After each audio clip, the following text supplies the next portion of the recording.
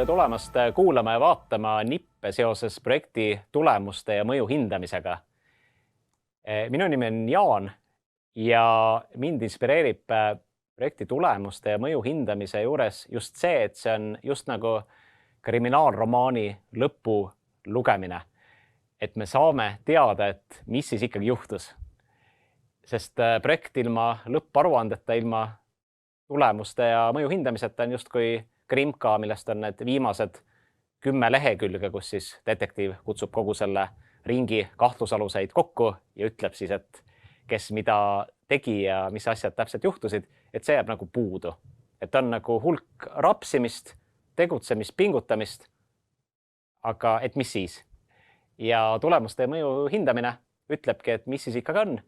Ja kui me planeerime seda kohe projektitaotlust koostades, siis iseenesest kogu see tulemuste ja mõju hindamine toimub ju projekti kestel ja lõpparuande koostamisel automaatselt. Ja lisaks on ka 2 projektitaotluse küsimust, mis just keskenduvadki siis sellele, et kuidas me juba projektitaotlust koostades näeme ette, et me projekti tulemusi ja mõju hindama hakkame. Et esiteks on küsimus, et kuidas me siis ikkagi teame, et projekt on oma eesmärkideni jõudnud ja milliseid meetodeid, tööriistu me siis kasutame selleks, et seda teada saada. See ongi see detektiivitöö küsimus. Ja teine punkt on siis projekti lühikokkuvõttest, kus küsitakse hästi konkreetselt, et mis need projekti tulemused siis ikkagi on. Ja loomulikult, kui me neid tulemusi lubame välja, et siis me peame neid lubama välja viisil, et me ka oskame siis tõendada, et jah, et need tulemused tõesti saavutatud on.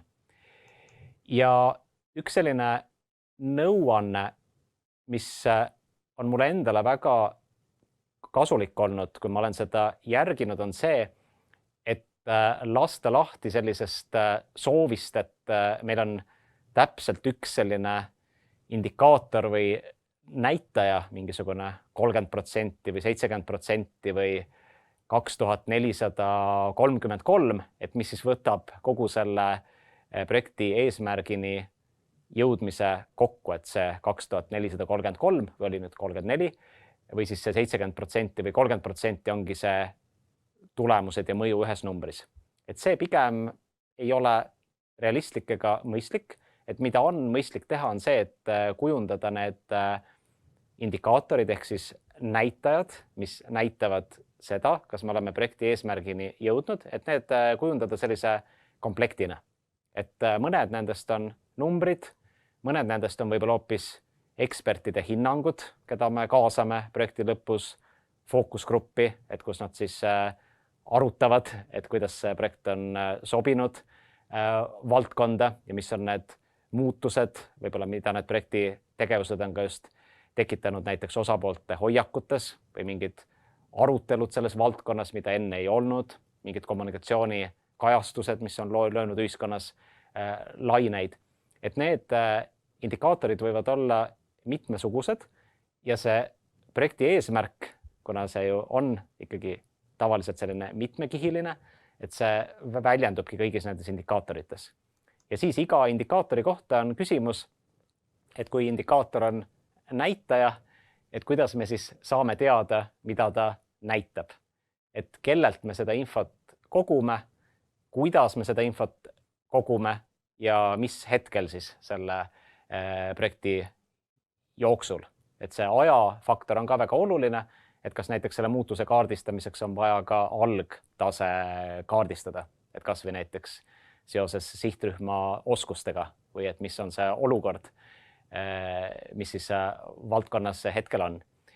Ja tõepoolest, et osa nendest on numbrid ja siis osa nendest võivad olla ka sellised olukorrad, mida me näeme ette, et näiteks miks mitte, et me tahame juba projekti viimasel aastal, projekt veel ei ole lõppenud, kuid me oleme juba paljud tegevused teinud ära, me näiteks tahame olla nomineeritud mõnele valdkondlikule auhinnale.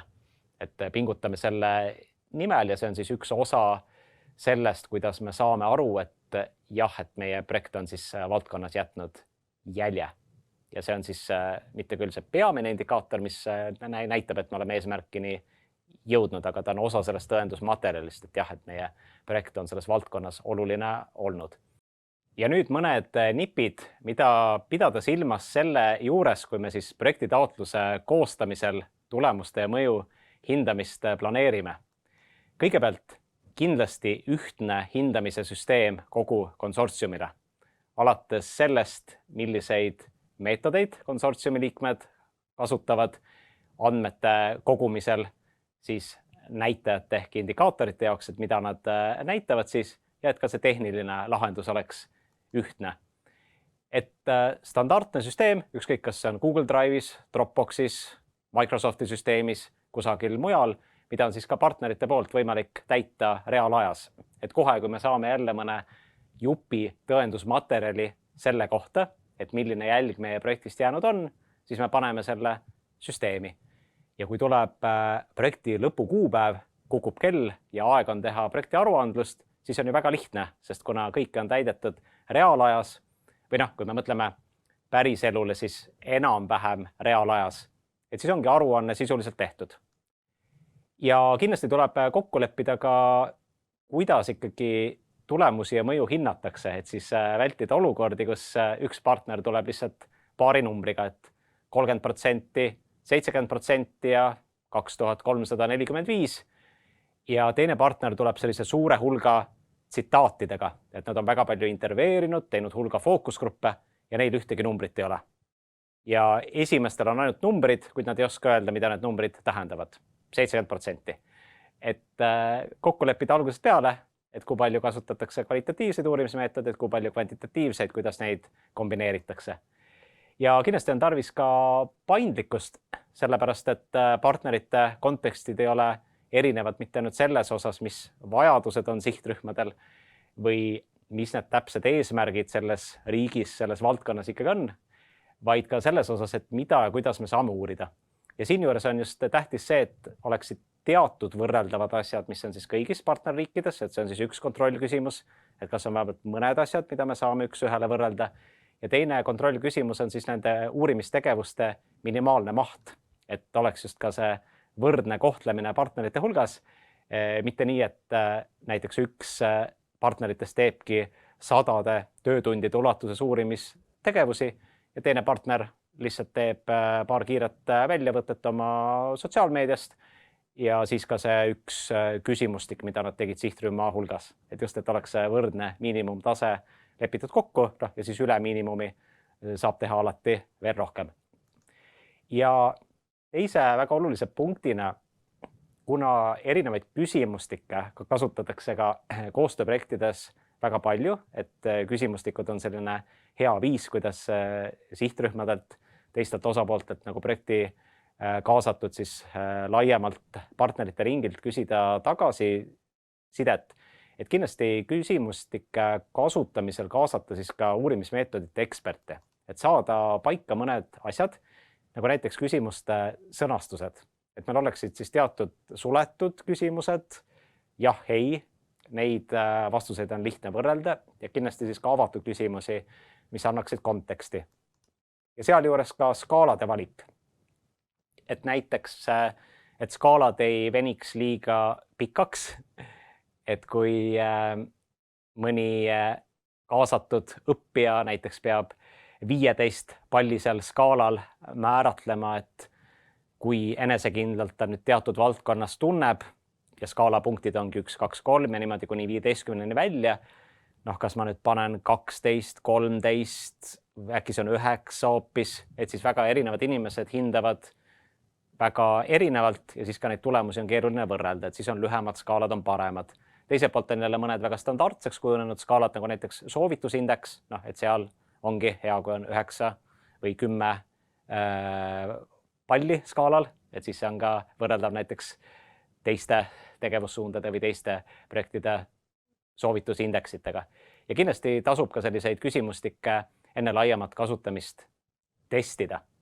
Ja kõik need 3 punkti, need küsimuste sõnastamine, skaalade valik ja testimine enne laiemat ka kasutamist, kes on vähegi juba tööalaselt kogenud, eriti kui on haridusvaldkonna taustaga, et nende punktide esiletoomine võib mõjuda isegi professionaalselt solvavalt, et me ju teame juba neid asju.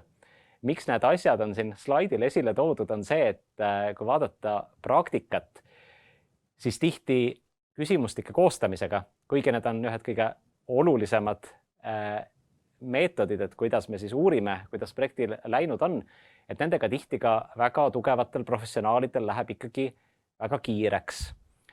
Ja siis ikkagi neid asju nii täpselt ei mõelda läbi ja siis võibki juhtuda, et küsimused ei anna kogu seda infot, mida me tegelikult vajame projekti tulemuste ja mõju hindamiseks või siis sihtrühma liikmed, erinevad vastajad tõlgendavadki neid küsimusi väga erinevalt ja siis on ka raske nende tulemustega midagi väga peale hakata, ehk siis need lihtsad punktid, nagu ka mõningate teiste väga lihtsate asjadega tööalases elus, need mõnikord kujunevad kõige väljakutsuvamateks. Nii et kindlasti küsimustike sõnastamist planeerida pikalt ette, planeerida selleks piisavalt aega ja kutsuda sinna juurde mõni selline uurimismeetodite ekspert, isegi kui me ise peame ennast ka väga headeks ekspertideks, et saada sellist värsket pilku sinna juurde.